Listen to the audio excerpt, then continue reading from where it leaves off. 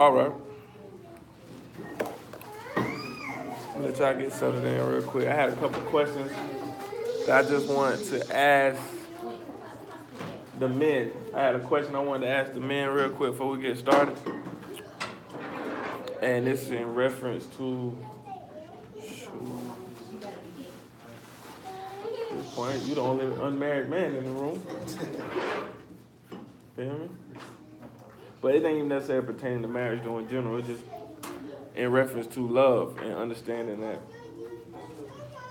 at first, over everything, we gotta have love for ourselves. So as men, is there anything that you feel like, or any qualities I would say, or anything about yourself personally that you feel like you are not pleased with, or something that you feel like allows you not to love yourself? Because we all got things that it might not necessarily be sin, but some things about ourselves that we might not be pleased with, some things about ourselves that we know that we want to improve and we want to work on to get where we have the goals we have set individually for ourselves and, holistically, things that will prevent us or enable us from getting the kingdom. All right. So that's what I want to ask. The cut dry question is, do you love yourself? And is there anything about yourself that you feel like inhibits you from doing so? And I'm gonna start with Darius.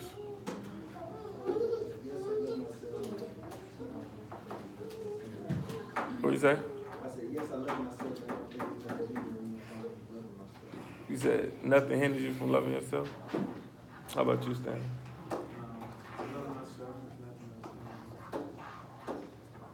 How about you, Mike? You feel like you love yourself? Nothing prohibits you from loving yourself. Nothing about yourself you don't love. How about you, Johnny? Yeah, I mean, love myself. Stop it. That has to be something that I kind of have to think on because I can't think of that right now. Yeah. My answer, second that. What about you, Mark? How about you, brother? Oh yeah, but I frame it like this here. How long it took you to get to that point? Because I know you ain't love yourself your whole life. How long it took you to get to that point? That's a good question as well. How long it took you to get to that point? Boy, ain't none of us sat back and loved ourselves from the time we were born, because every last black person in here be telling a bold-faced lie, because you've been living in a society that's been oppressing you and teaching you to love something other than yourself. Yeah, love yourself because I always love myself. I feel insecure in other people. So that means you didn't. That means you ain't love yourself. I'm sitting here telling you. I'm just being honest, right? Ain't nobody finna tell me you came out the womb and you loved yourself all the way through your entire life. Ain't nobody in this room finna tell me that. I don't believe you. I don't believe you. I don't believe you. Everybody in here, you know what? You know why I don't believe you? Because everybody in here smoked, everybody in here drank, everybody in here participated in risky sexual behavior. Ain't nobody finna sit here and tell me that bold-faced lie. I mean, if you take it in that aspect, brother, if I hate myself. That's what he asking you. That's why I say, how long did it take you to get to that point? But that's why I phrased the question for the lesson, just to see mentally where everybody was at. That was the whole point. Because I'm telling you that I know I ain't get to a full point of completely loving myself till I was in my 30s. Straight up and down. You know what I'm saying? Nigga thought they loved themselves. Yeah, I didn't understand. Nah, you know what you automatically assume on something else, and you didn't really want to look at your destructive thought patterns and behaviors that you possess for the entirety of your life. Even if it was something else, what something else would it be outside of that? You asked the question, my assumption was that. I mean, that's all it was. Okay. You went wrong. That's why I said that. Okay. How about you, Monte? Yeah, the question was clear cut. Do you love yourself, or is there anything about yourself that you don't love?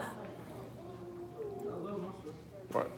Because he framed the question as far as in addition to it and what's going to lead into the lesson, what we talked about is understanding that for you to get to that point in loving yourself, we all got to be honest with ourselves and say that we always haven't loved ourselves. And I was going to go last saying that it is some things that I've done in my life. And like he said, we all have done in our life because we all been in sin. You being able to manifest love towards yourself first is the way you treat yourself. You understand? So if you sinning against your own body, if you doing stuff to yourself that is wrong, it's evident that you don't love yourself, regardless of what you say out your mouth. Anything you doing in transgressing of His word, anything you doing that's destructive to your body, anything you doing that is going to inhibit you from getting this man's kingdom, is showing forth that you really don't love yourself. So that's what we're going to look at as far as text-wise, so you can have that understanding, because that should be the first thing to come to your mind. Because before you can love your neighbor as you love yourself, you got to love yourself. Because if you don't love yourself, how can you love your neighbor? And then they say you're supposed to love Elohim with your heart, mind, and soul. If you don't love yourself, how can you love him? How many of y'all in here ever mistreated anybody in your entire life? Then you didn't love yourself. I ain't even talking about no word. I was just talking about just life, period. Participating in destructive behavior or mistreating another person, you didn't love yourself. Because if you loved yourself, you wouldn't have did somebody else wrong. Like I say, what I love about myself is when I got called, I came running too. Because a lot of people, everybody was in sin, but a lot of people, when it was time to answer to it and they got condemned, they ran away from it. No doubt. I ain't gonna argue with you there, but I wasn't talking about no sin though. I respect that. I wasn't talking about that. I'm talking about the stuff we did when we were young. Oh, we weren't loving ourselves, boy. And even still looking at it, like you were saying, when people talk about you, when people mistreat you, when people do stuff to you that offends you, it's because they don't love themselves. That's why he asked that question. So that means if you did the same thing to somebody else, you know different than that person that was talking about you, or that person that mistreated you. It's showing forth the same thing. And the reason he said that is because we all live in a society, in a world full of sin. We all live amongst people who don't have love for themselves. They don't care how they treat themselves, so you know they're not going to care about how they treat you.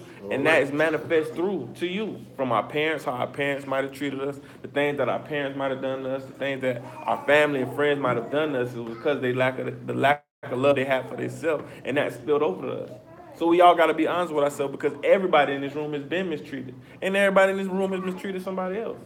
So we all got to be honest and say, if not now, we've all been at a point where we didn't have love for ourselves, which means we didn't have a love for our neighbor, which means we didn't have love for Elohim. And that's what we're coming to address today, because that's got to be in your forefront of your mind. Like he said, take the word out of it. Like, these are basic fundamental principles that you already have to have. Like, you don't have to have the word to understand that mistreating somebody else is you showing that you don't love yourself.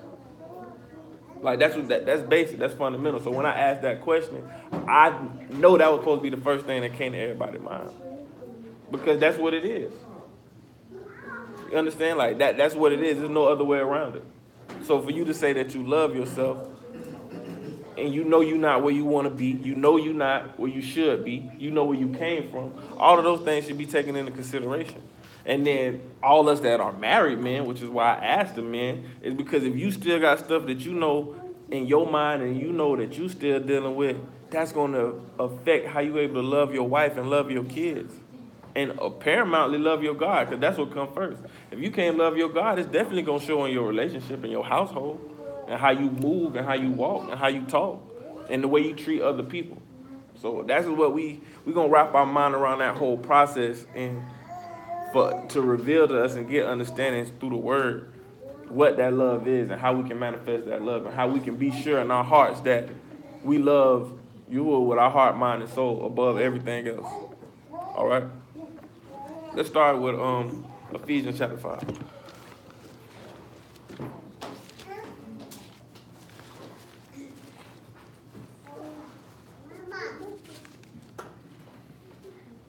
Let's start at the top. Be therefore followers of Elohim as dear children, and walk in love as Hamashiach also loved us, and have given himself for us an offering and a sacrifice to Elohim for a sweet smelling savor. Let's start right there.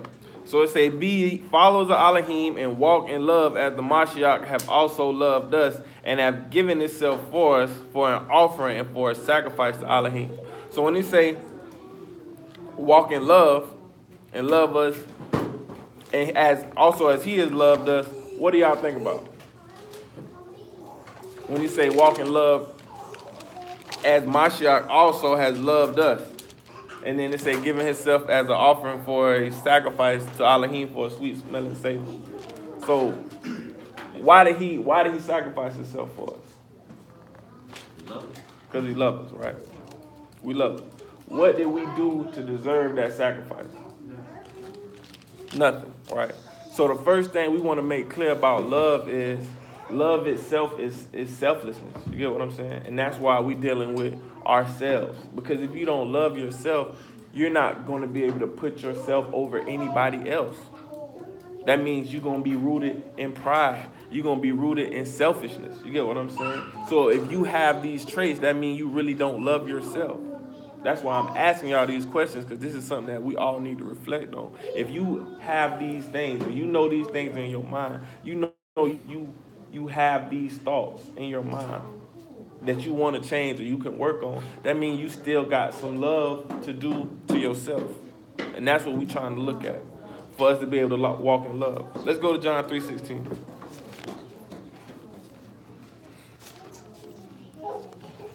Because we know he loved us, and we didn't do anything for him to love us. But he offered us something. And this is what we got to see. At John 3:16. For Elohim so loved the world that he gave his only begotten Son, that whosoever believe in him should not perish but have everlasting life.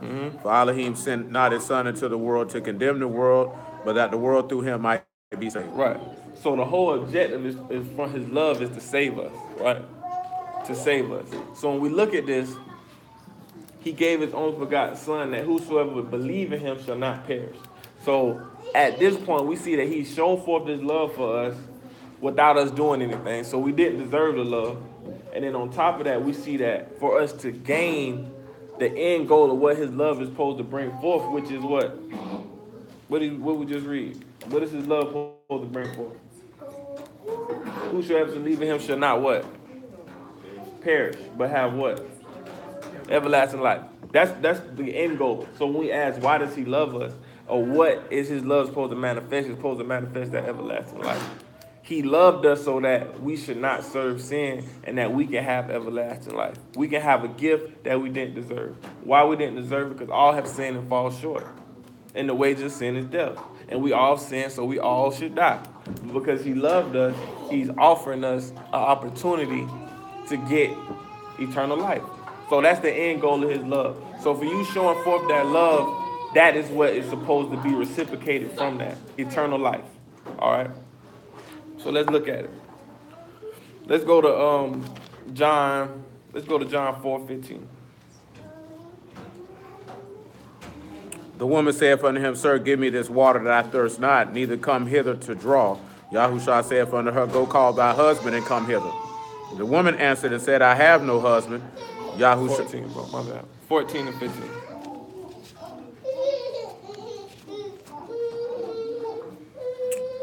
Go to 12. Go to 12. Truly, truly, I say unto you, he that believe on me, the works that I do, shall he do also, and greater works than these shall he do, because I go unto my Abba. And whatsoever you shall ask in my name, that will I do, that Abba may be esteemed in the Son. If you shall ask anything in my name, I will do it. If you love me, keep my commandments. And I will pray Abba, and he shall give unto you another comforter, that he may abide with you forever. All right. He can't be over here by this phone, but they're not going to be over here.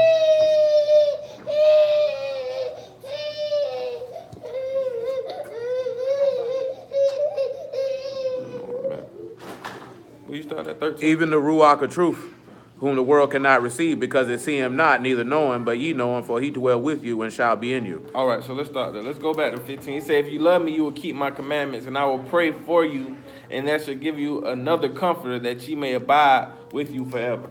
So now, since we know that he's made that sacrifice for us, and he gave us this opportunity without us deserving it, now for us to be able to reciprocate that, we have to love him, so that we may get the comforter. So when we look at the comforter, what is that? We already know what this is. The Ruach. And the Ruach is what is supposed to seal us or allow us to get what? Everlasting life. So let's look at that. Let's go back to Ephesians 5, actually. Let's go back to Ephesians 5.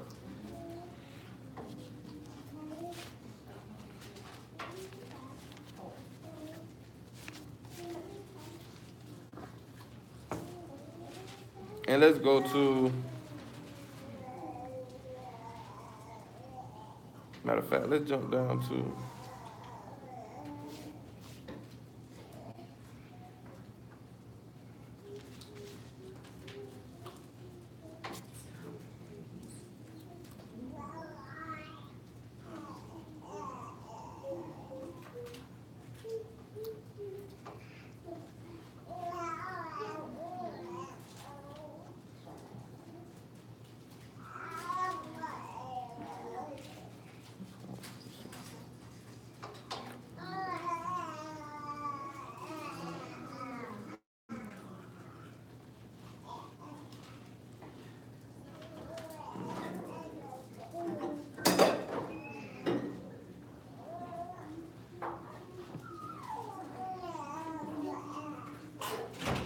lost one minute.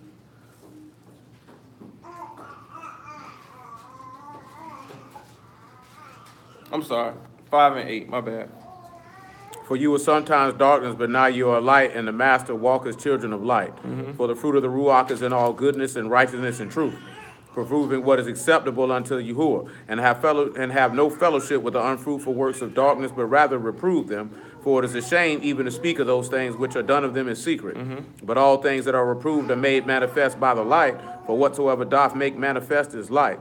Wherefore he saith, awake thou that sleep, and arise from the dead, and Hamashiach shall give thee light. All right. So when we look at us being risen from the dead and him giving us light, we're looking at that light being the Ruach. And that Ruach is what's going to allow us to show forth and manifest that love. So from our understanding, how can we show forth the qualities or the traits of the Ruach? From y'all understanding. What are some of the traits that somebody with the Ruach is supposed to possess? Put it that way. What'd you say? That's not an acceptable answer. What? Fruits of the Spirit is not an acceptable answer. Love, joy. Anything else?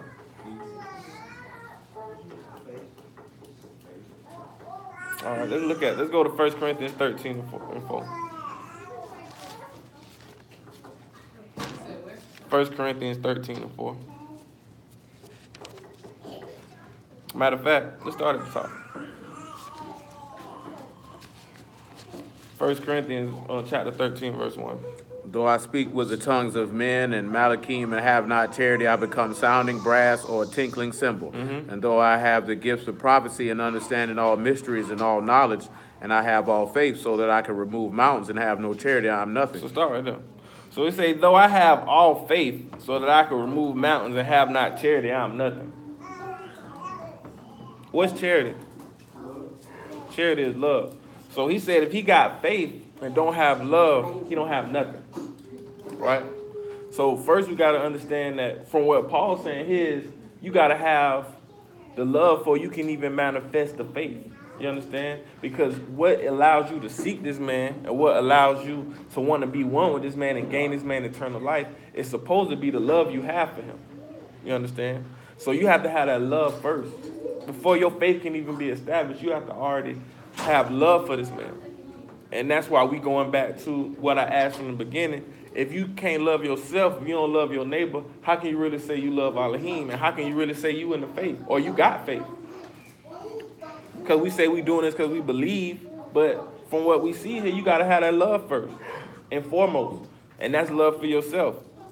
Keep reading that verse 3. And though I bestow all my goods to feed the poor, and though I give my body to be burned and have not charity, it profit me nothing. Charity suffer long and is kind. Charity envy not. Charity vaunt not itself. It is not puffed up. It doth not behave itself unseemly and seek not her own. It is not easily provoked and it think no evil. Rejoice not in iniquity, but rejoice in the truth. Bear all things, believe all things, and hope all things, and endure all things. Charity never fail, but whether there be prophecies, they shall fail. Whether there be tongues, they shall cease, and whether there be knowledge, it shall vanish away. So let's start right there. So now we're seeing that love is telling us all the things that we already talked about. Y'all saying being patient and long-suffering and all these qualities that we know we're supposed to exhibit towards our neighbor, it all starts in love. So even though you're saying, yeah, fruits of the Spirit, right? We're saying, how do you know somebody got the Spirit? Through these things, but it is established and it's solidified in love first. You know what I'm saying? So for you, in order for you to have this Spirit, you got to have that fervent love for Elohim. Before you can have faith, you got to have that fervent love for Elohim. Before you can even possess all these qualities of the Spirit or these fruits of the Spirit, that love has to be first. Y'all understand that? The love is supposed to manifest these things. So if you lacking in one area, it's because you don't have the love first in your heart for this man. And when we look at it, showing forth, okay, what is the fruits of the Spirit? You got to understand, if you're not able to treat your neighbor right and do the things that you know you would want to be done yourself, you already know you don't have the faith. That's a clear-cut answer. That's easy to see. Just like somebody who got the Spirit, you supposed to already see love in this person. and it's supposed to manifest all those qualities. All right. So check this out. Let's go to Ephesians 5. Ephesians 5. We're gonna jump down to verse 25 real quick. Husbands, love your wives, even as Mashiach also loved the body and gave himself for it, that he might sanctify and cleanse it with the washing of water by the word, that he might present it to himself an esteemed body, not having spot or wrinkle or any such thing, but that it should be kadosh and without blemish. All right, so stop there. So now when we look at that, and we bring it back to understanding that the relationship we're supposed to have with Yahusha is being his bride, as a husband, you manifesting that love for you to be patient and for you to show long suffering, for you to show these qualities and sacrifice and to serve your wife, you got to already have the love for yourself and the love for Elohim to do the things that he did for us. Because when we went back to walking in love, what was the main thing he said he did? He gave his life for us. So guess what? Somebody that's selfish, somebody who's full of pride, somebody who is not willing to put themselves or give their life for their spouse or for their friend or for their brother, they don't have the love of Elohim. And that's what we got to look at. And when you see selfish individuals doing stuff for their own gain, doing stuff for their own profit, it's clear cut to see they don't have the love. And you got to look at yourself and see if you moving with any of them qualities yourself. Because that's putting you outside the realm of getting this man's spirit. Let's go back up. When they talk about, when they talk about us that he might sanctify and cleanse it by the washing away of the water of the word, what is he talking about? What is he sanctifying and what is he cleansing? What is he washing away? Washing away sin. But according to what we're reading about in Ephesians, most specific, what we supposed to be washing away?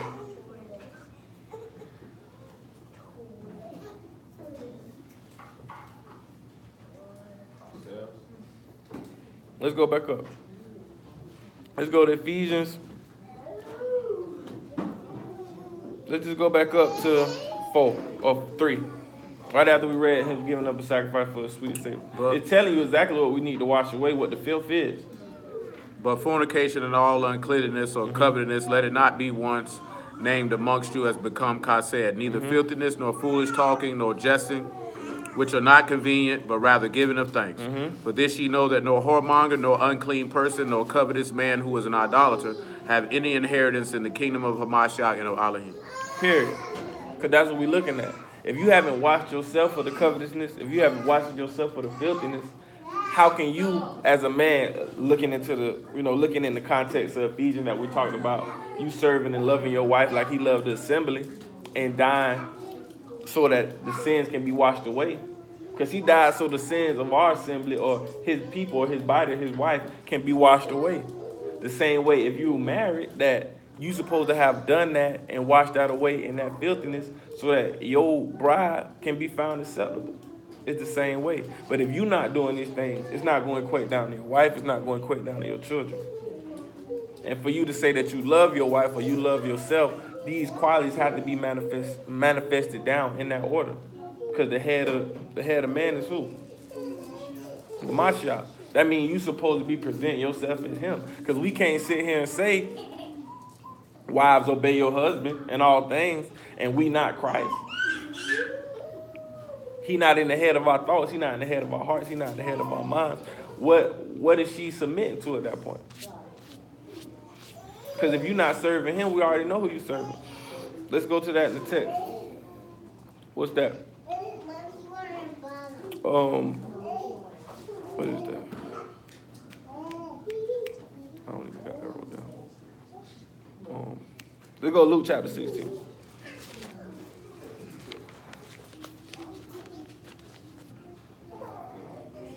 Let's go to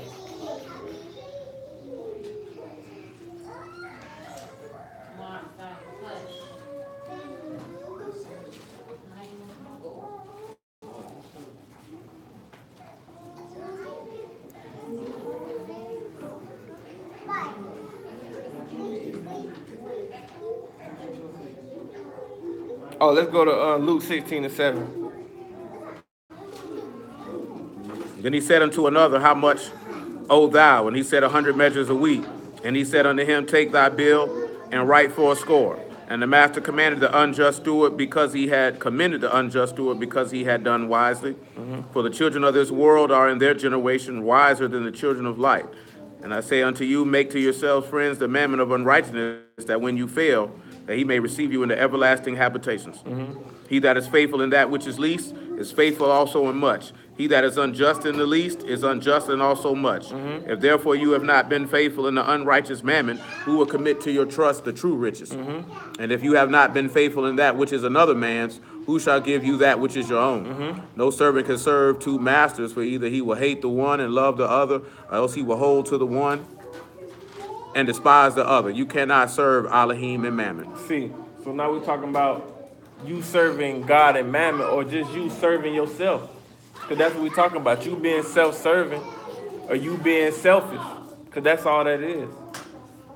And if you trying to serve yourself and serve Elohim, you always going to be out of pocket. You never going to be in line with this man's word.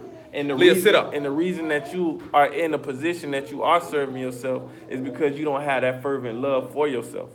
And that is what we all supposed to do. Like the text say, we're supposed to examine ourselves. And that's what we called to do. That's what I want everybody to do, is examine yourself to see if it's anything inhibiting you from fully loving yourself and loving Elohim. All right? Let's go to Matthew 22. All right?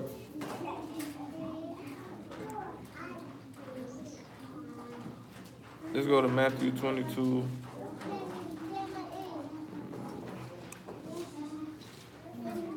Let's go to 22 and 34. Let's see it. But when the Pharisees heard that he had put the Sadducees to silence, they were gathered together. Then one of them, which was a lawyer, asked him a question, tempted him, saying, Master, which is the greatest commandment in the Torah? And he said unto him, Thou shalt love Yahuwah thy Elohim with all thy heart and with all thy soul and with all thy mind. This is the first and great commandment. The second is like unto it. Thou shalt love thy neighbor as thyself. On these two commandments hang all the Torah and the prophets. So let's start right there. So now we're looking as far as we already established that for you to have that ruach and for your faith to be established, that you got to have love. Which is why he told them straightforward that the greatest two commandments is love Elohim with all your heart and soul and love your neighbor as you love yourself. All that is going to bring forth the perfection of serving Elohim with one mind and one heart. Y'all got to understand that. So when you look at it, we have to apply that into our life. So, matter of fact, let's see an example of that. Let's go to Luke 10. Let's go to Luke 10. Because your ability to one, because we said the greatest is love Elohim, and the second is love your neighbor as you love yourself. So if you already know you can't show that love towards your neighbor, you know you can't show love towards Elohim. Because if you can't show love towards your neighbor who you see every day, how can you show love to the Elohim who we never can see? We don't see this man in the physical form. So how can we manifest that love? Let's go to Luke 10 and verse...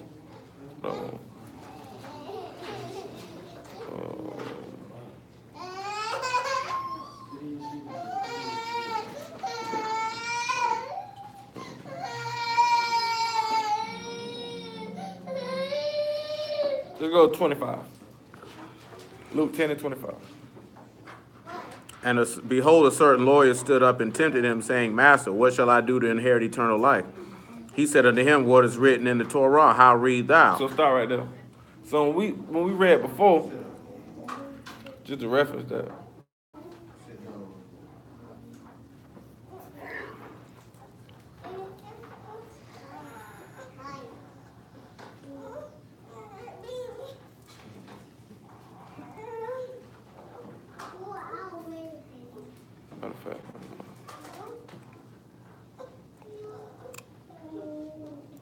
All right, he said a certain lawyer came to him, or this somebody who's supposed to know the law, right?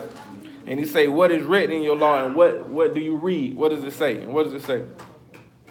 We're at 27. And he answered and said, Thou shalt love Yahuwah thy Elohim with all thy heart, and with all thy soul, and with all thy strength, and with all thy mind, and thy neighbor as thyself. And he said unto him, Thou answered right, this do, and thou shalt live. But he, willing to justify himself, said unto Yahushua, And who is my neighbor? So start right there. So we see that through the law, it's manifested that You should love your neighbor and you love yourself, and you should love Elohim with all your heart. Even the men knew during that time that this was the case. Like this was to be so.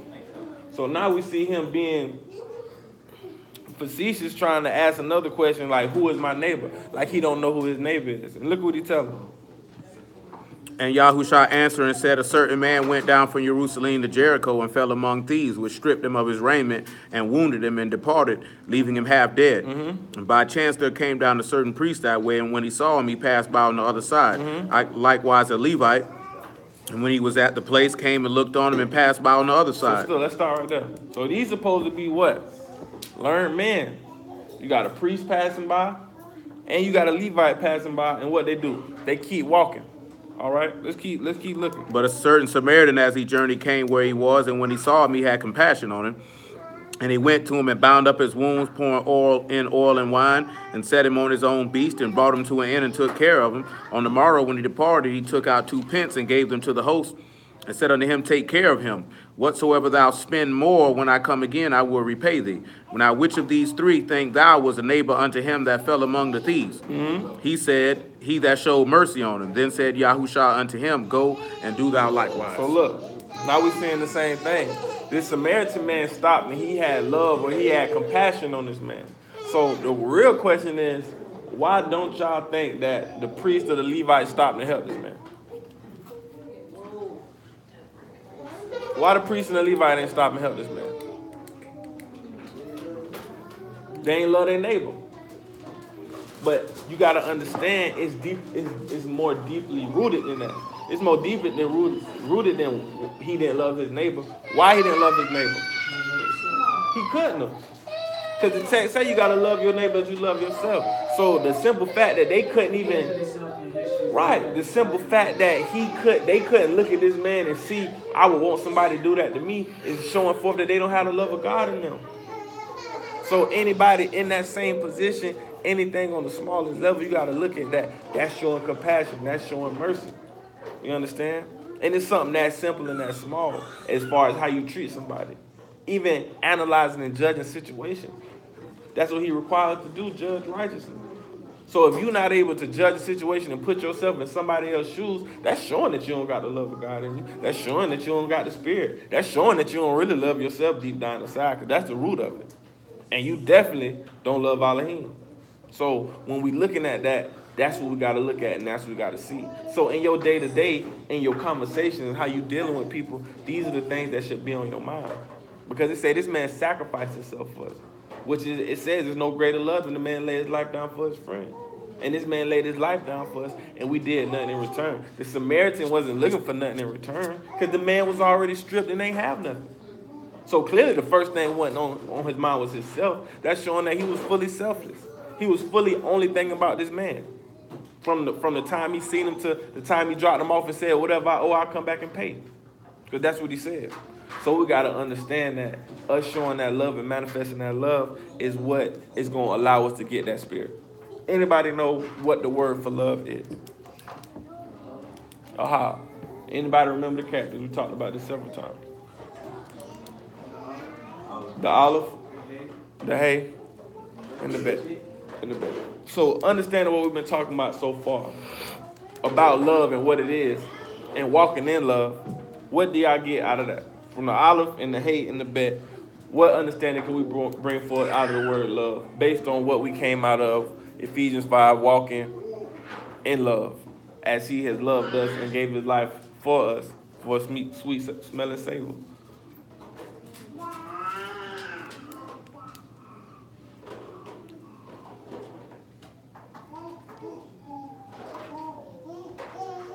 Let's just start with olive. It's 3 letters, and we dealt with this several times.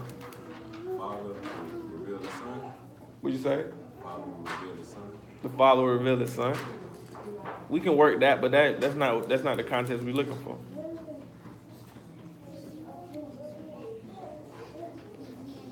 Because when we went back to John 3:16, it said, whosoever shall believe in him shall what? Not perish, but have everlasting life. And we what we talked about last night, the Ruach is what? What we talked about last night. Y'all remember? Come here, Abigail.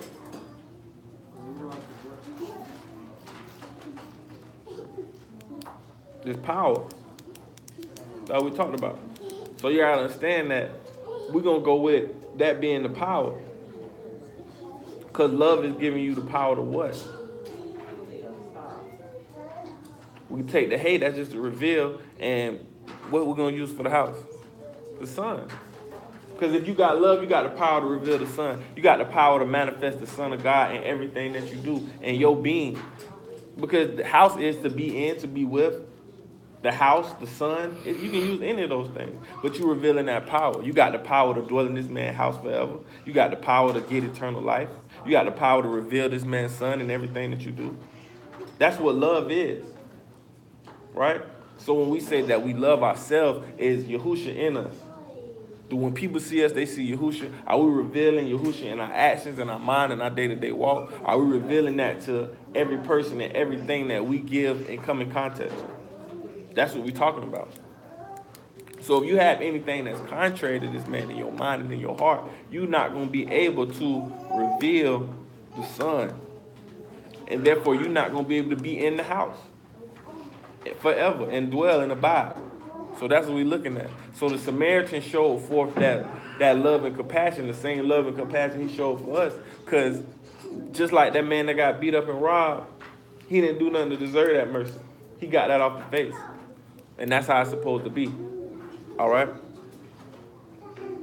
Let's go to Matthew 20. And 25. Matter of fact, yeah, let's go to 20 and 25. Matthew chapter 20, verse 25. But Yahushua called them unto him and said, Ye know that the princes of the Gentiles exercise dominion over them, and they that are great exercise authority upon them. But it shall not be so among you. But whosoever will be great among you, let him be your minister. And whosoever will be chief among you, let him be your servant. Even as the Son of Man came not to be ministered unto, but to minister and to give his life a ransom for many. So that's what we're looking at. So we know that he's the chief. We know that the head of man is the Mashiach. That means if we want to be in the Son, or we want to be the head of our household, of our family, and have him in the head of our life, what we got to do, we got to serve. And more specifically, we got to put others before ourselves. Because that's what Yahusha did. This man already had the Spirit, but he laid down his life so that we could have the Spirit. He wasn't thinking about himself. He was thinking about the Father's will being done. The same thing we go back and pray for when he said, Thy kingdom come and his will be done. His will for us is to be saved. That's what we just read. But we got to love him first. We got to sacrifice ourselves first. We got to love ourselves first. And that's what we got to look at. Before we can even think about loving others and loving our families and loving our kids and loving our wives, it starts with us individually. In our mind and in our heart, having this man's word binded in our heart. All right? Because we got to serve. Let's go back to, hold on, I don't think I read all of that. I don't think we read all the, yes we did. We read all of Luke 10. Let's go to,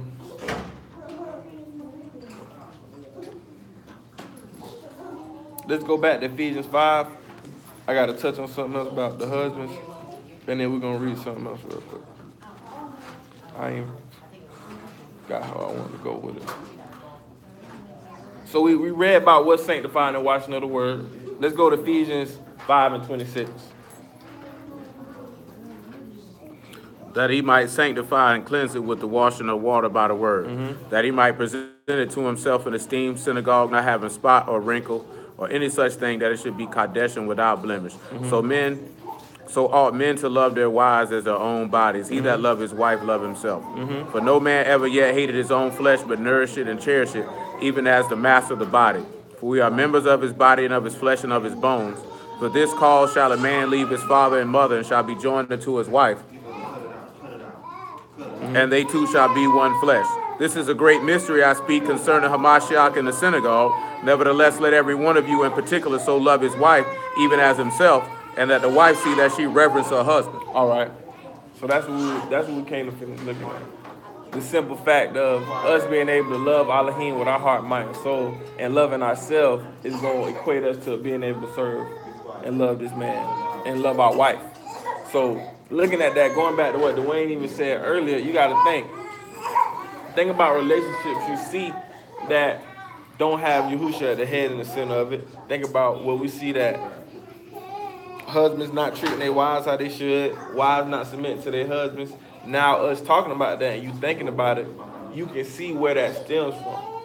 You see wives and husbands in abusive relationships, right? You see husbands beating their wives. All this stuff stems from the husband not having love for himself. Because a lot of the times, 9 times out of 10, when you see them abusive relationships like that, it only come from the man not being happy with himself and him taking it out on his wife, abusing alcohol, abusing substances, getting laid off a job, things don't go right in his life. He mad at himself and he taking it out on his wife or he's taking it out on his kids. It's because it's something with them that they haven't got over and they haven't made amends with, so they don't have that love for themselves. Therefore, that pours out on the women and that pours out on the kids. And it's vice versa. Whether it's self-esteem issues, whatever the case may be, y'all got to understand how that always bothers the other party. Or just as kids growing up, seeing the imperfections and the flaws in our parents. Ways they treated us. As you get older, you start to see what your parents really dealing with. Things that they really dealing with amongst themselves. Whether it's failures, whether it's insecurities, you know what I'm saying? Whether it's, just their lack of faith and their lack of ability to submit to the word of Elohim and him putting on them various trials and tribulations that they ought not go through, but since they want to live their life without him, they have to go through those things. And how that take a toll on children, you understand? And how it leaves us in positions where we having these same broken feelings towards ourselves and have these flawed outlooks towards the world. And that's what we gotta grasp hold on to, because there's so many kids in here that have an opportunity to be able to dwell in this man's word. And we can't let ourselves and stuff that we dealing with allow them not to be able to see this man's words manifest. Because we already talked about love is just having the power of the Son revealed in you. So when you see that, and we saying that we want our kids to love Yahusha and love Yahuwah with all their heart and all their mind, do they see that in us when they see us? Because we that first line. We that first line of defense for our kids, for the world. And that word is that filter that we need to try to filter our kids' mind through so that they can receive the word and so that they can see and have the same outlook on the world that we supposed to have now. Because the reason we grow up not having that outlook is because nobody is giving us that filter. Nobody's giving us that knowledge. No one's giving us that insight so that we can see the world how it really is. And we end up going out in the world being influenced by the powers that be, by the adversary, by people who don't mean us no good because they don't have that love for themselves. So we got to see how it's a trickle-down effect, how it trickles down. So these qualities that we must possess, and for us to ultimately get the spirit, is going to be rooted in that love. All right? So y'all got to understand how important that is. Where your pants at, son? So you run around here in his drawers. Go get your bottoms. Well, be free then. They in the car. Be free. Anyway, so let's look at it. So now when we talking about wives husbands submitting themselves or serving or being that's what we came to see. We came to see how the chief is supposed to serve. The husband is the head of the household. His main responsibility is to serve us, just like Yahushua is the head of our house, and he served us by dying and sacrificing and laying himself down for us, which is the ultimate sacrifice and the ultimate sign of selflessness. All right. So anybody know what the word for serve is? We deal with this word too.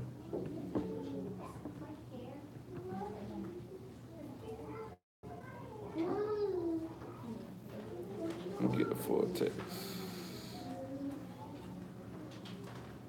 Anybody remember? The Hebrew word for serve.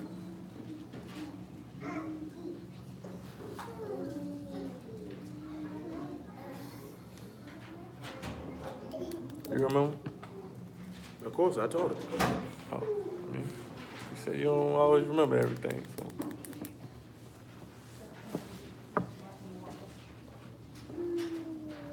The Hebrew word for serve is abad. Anybody remember them characters? Shayla, Deidre. Mm.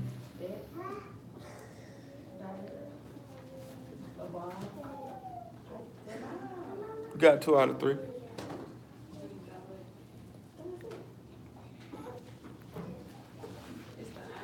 Yeah. It is.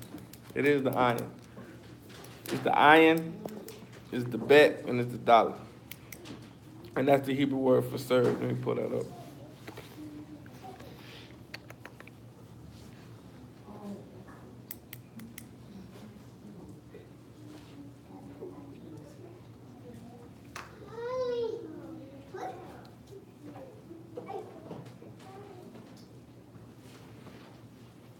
It is to work, to serve, bondman or bond service, to serve, to work, or worshiper. All right. So looking at the contents of us being to serve, or Yahushua serving us by offering his life as a sacrifice, and us as men having to serve our wife and serve our household, what understanding can we bring forth out of Abad? And we definitely talked about this not too long ago. And we're going to tie it into in reference to us being serving and showing our love through our service. We got the iron. What'd you say? No, that was love. I mean, we just did this Monday. How do you not remember what you just did Monday?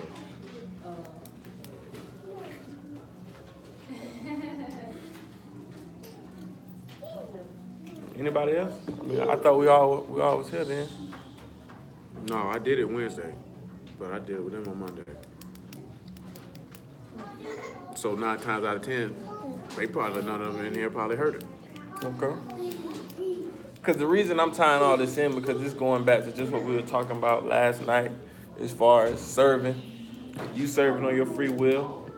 Nobody is forced to serve sin. We all have a free choice to whether who we want to serve. We all have a free choice of how we want to live our life. We don't have to stay in bondage to sin. But the only way you're going to be able to get out of that is for you to have that love for yourself. Do you love yourself enough not to go to hell? Do you love life enough that you'll do anything to dwell in it? Because that's what it comes down to. It comes down to your desires. It comes down to, are you selfless or are you selfish? You rather get what you want when you want it, do what you want to do when you want to do it, be who you want to be with when you want to be with them, the time that you spend with people, all that's what we talked about last night. And it's going to stem back to how much do you love this man? How much do you love the kingdom? Because you got to understand that since love is first, how can you say you believe and you want to have something? You got to look at that. If we never seen the kingdom, we never been to the kingdom, we never seen this man's son, how can we say we love him? Because that's where your faith rooted at. Do you believe this man died for your sins? Do you believe that the kingdom of Shamahim is an option or reward, riches that you can't see? Because if you don't love this man like that, you're not going to believe that. That's what we dealing with here. Because from me dealing personally, I know that that's where the root of the desire come from. You either love this world, and it say him that love his life gonna what? Lose it. You give your life up, or you serve him like he served us and sacrifice yourself, you gonna gain everlasting life. That's all he ever wanted for any of us. So when we going back to what serving is, you being a servant is you being a son. And when we look at that, we can look at it this way. We got the iron. What's the iron? Go ahead. Behold the sun that reveals the entrance. There's experience. There's no behold, there's no hear there. What you got? They had the same thing with different words. Okay. Okay. And we can rock with that. In this instance, for you to serve or you to be the servant, that means you know or you experience. Well, no, it was a H on the word that we dealt with. Well, abide. Yeah, it wasn't it was a door. So that's why they have a different word. Okay. So the word serve that I have right here is abide. I'm gonna show you the places where it's using that word. And using the ayin is, we know that's to know, to experience, to watch. The bet, which is, we already dealt with that, the house, the son, to be in, to be with. And the dalit, which is the door, the entrance, to hang. Those are some of the definitions. So for abide, with the ayin, the bet, and the dalit, we can look at that as, you know, the entrance to the house, or you know how to get into the house. That's what we're gonna look at. Mari. That's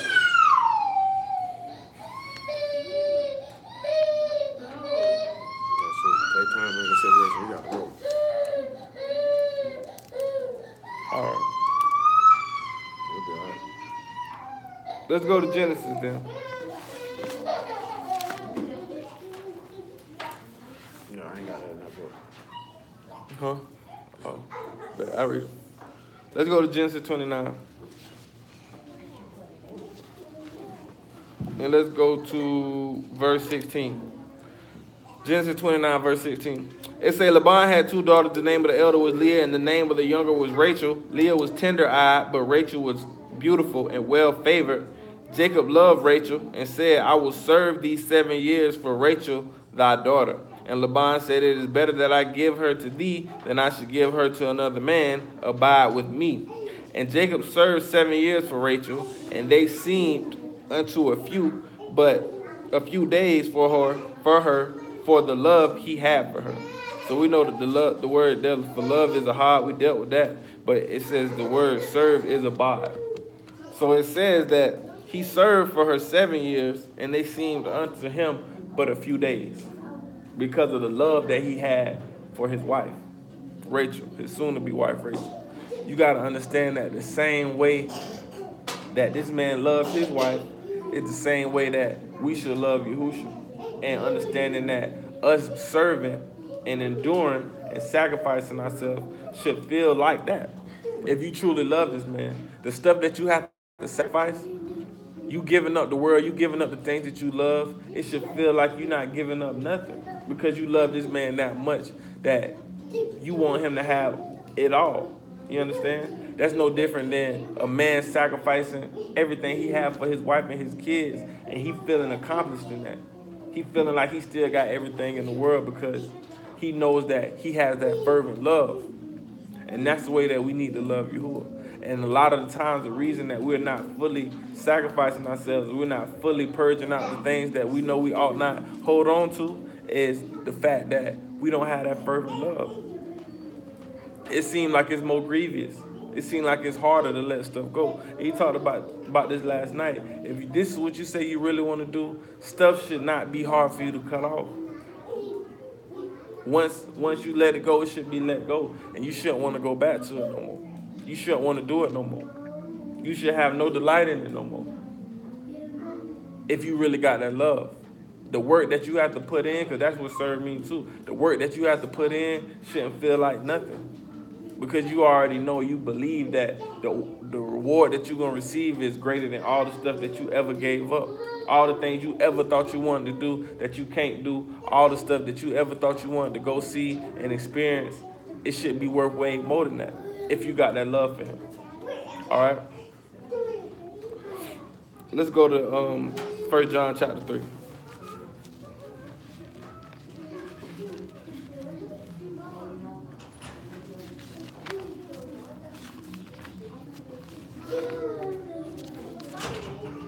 Let's read it at the top. 1 John chapter 3.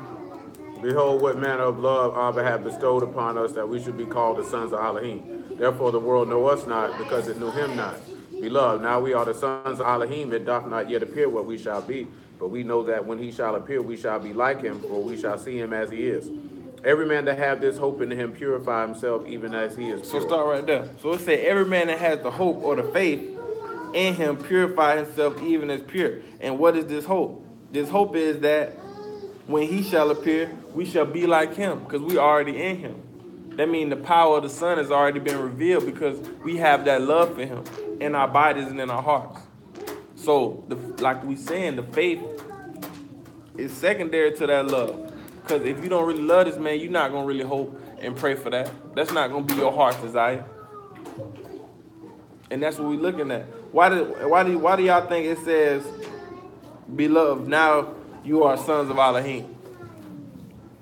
Why do y'all think it say you are sons of Elohim? It said, beloved, now we are the sons of Elohim. Little boy. We talked about this last night as well. Talking about servant, you being a servant, you saying that you love this man and you being his servant, you know the entrance into the house. So if you know the entrance to the house, that means you can be with him in the house. That means you equivalent to his son. So if it say now, beloved, you are now sons of Elohim, where can we see that at?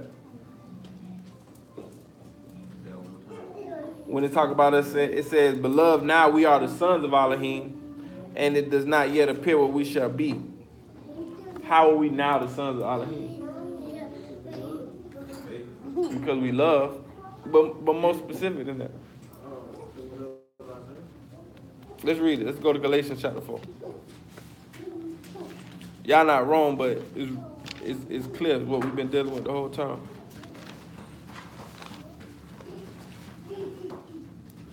Galatians 4:1. Now I say that the heir, as long as he is a child, differ nothing from a servant, though he be master of all, but is under tutors and governors until the time appointed of the Father. Even so, when we were children, we were in bondage under the elements of the world, but when the fullness of the time was come, Elohim sent forth his son, made of a woman, made under the Torah, to redeem them that were under the Torah, that we might receive the adoption of sons. And because you are sons, Elohim has sent forth the Ruach of his son into your hearts, crying, Abba, Father. Therefore thou art no more a servant, but a son. And if a son, then an heir of Elohim through Hamashiach. So look, so it's saying, therefore y'all are no more servants, but a son. And if a son, then you are heir of Elohim through the Mashiach. So when we're looking at having that love, we already said that's to reveal the power of the Son. Now you have the power to become sons. But first you must serve this man. And for you to serve this man, we already saw that. That's to know the entrance into the house. Or know the entrance into the door. You know how to get into life. And how do you get into life? You have to love this man with all your heart and all your soul. He asked him what's the greatest of the commandments. He said, love Elohim with all your heart and all your soul. And the second is to love your neighbor as you love yourself. So you being able to become a son is you having that love for yourself so that you can manifest that love for Elohim and that love for others. And that's what we came to see. So if you want to be no longer a servant, meaning the servant of your flesh, the servant of your sin, the servant of this world, that means you have to be converted to a son. The only way you can become a son is for you to know the way to the door. And for you to know the way to the door, you have to know his son. The power of his son has to be revealed. Meaning you have to have this man's spirit. That's the equation. For you to be able to serve this man, you got to know this man's son. Meaning this man has to be in you. That means you have done the same thing this man's son did, which is sacrifice yourself. Sacrifice yourself. Put all the things that you want to do behind you. Bury it. And be conformed to a new man, a new person, a new woman. And all that should equate in our household. All that should equate down to our kids. If this man will. All right. Got one more point. Let's go to 1 Peter 4.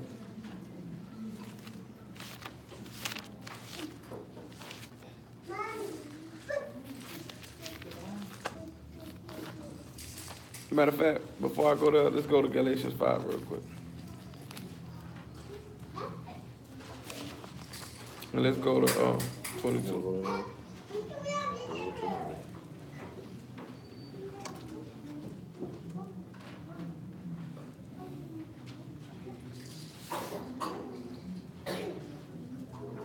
All right, let's go to Galatians 5. Let's look at these fruits of the spirits.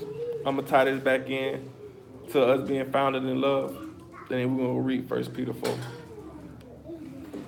Galatians 5:22. But the fruit of the Ruach is love, joy, shalom, long-suffering, gentleness, goodness, faith, meekness, temperance. Against such there is no Torah. And they that are Mashiachs have crucified the flesh with the affections and lusts. If we live in the Ruach, let us also walk in the Ruach, and let us not be desirous of vain esteem, provoking one another, envying one another. Right. So, like it just recapped, they are of Christ are crucified the flesh with the affections and lust. If you of Elohim, you sacrifice yourself and he sacrificed. But notice it say the first fruit of the Spirit is love. So let's tie that back into 1 Corinthians 13.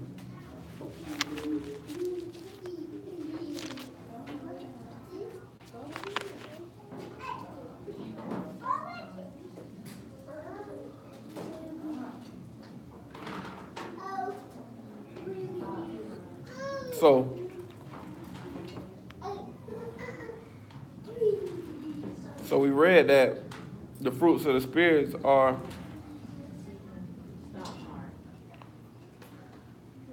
love, joy, peace, long-suffering, gentleness, goodness, and faith. So when we go back and look at 1 Corinthians, when it say what is love, it say at 14, charity suffers long. So wouldn't that be long-suffering? And it's kind. Charity envieth not.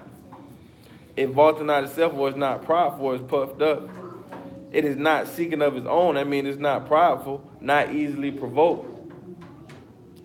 Think of no evil, rejoices not in iniquity, but rejoices in truth. All right? So we see all these qualities that we just read, the long-suffering, the patience. That's what love already is. Not easily provoked. That's patience. You're not easily provoked. You don't blow your top. All these things are qualities that love brings forth. But the key point that we read, the last point, was it rejoices in truth. All right? Any of y'all remember what that word for truth is? Amat. Anybody know what that word means? Amat.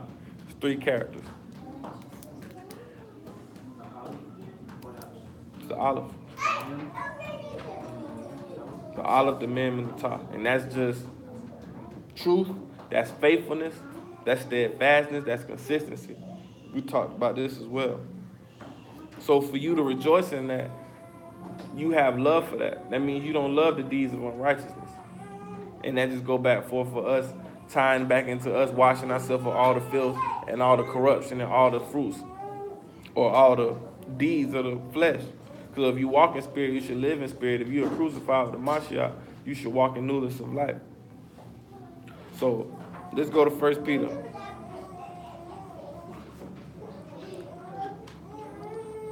All right, let's read it at the top. For as much then as Hamashiach have suffered for us in the flesh, arm yourselves likewise with the same mind. For he that suffered in the flesh hath ceased from sin, that he should no longer should live the rest of his time in the flesh to the lust of men, but to the will of Elohim. Right. So it say you should not live the rest of the time in the flesh to the lust of men, but the will of Elohim. So you lusting after your flesh is what's going to separate you from being joined to this man's love and for you to get in this man's spirit. So we already know it talk about, let's read verse 3. For the time past of our life may suffice us to have wrought the will of the Gentiles, when we have walked in lasciviousness, lust, excess of wine, revilings, banquetings, and abominable idolatries. Right. So that's what we talked about from the jump. All of us have partaken in these things. That's what he said. We've all have wrought the will of the Gentiles. We all participated in this lust and lasciviousness, excess of wine, banquetings, revelings, abominable idolatry. We all lived our life like this before. So when I ask that question, we've all been at a state of point in our life that we have not loved ourselves. But we got to understand, for us to get our sins covered and for us to be able to receive this man's spirit, we must have that love for ourselves first. Let's continue reading at 4.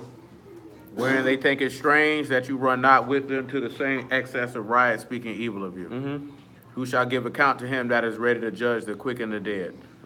For this cause was the gospel preached to them that are dead, that they might be judged according to men in the flesh, but live according to Elohim and the Ruach. But at the end of it is at hand, be ye therefore sober and watch unto prayer, and above all things have fervent charity among yourselves, for charity shall cover a multitude of sins. It say, above all things, having fervent love among yourself, for love shall cover a multitude of sins.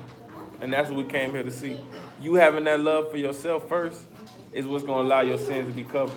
You sacrificing the things that you know that you used to have joy in, you used to have pleasure in, the lust of your flesh, those things being sacrificed is going to convert you to be able to be a son, so that you can enter into this man's house, and the power shall be manifest to you, that you can reveal the Son in your mortal body.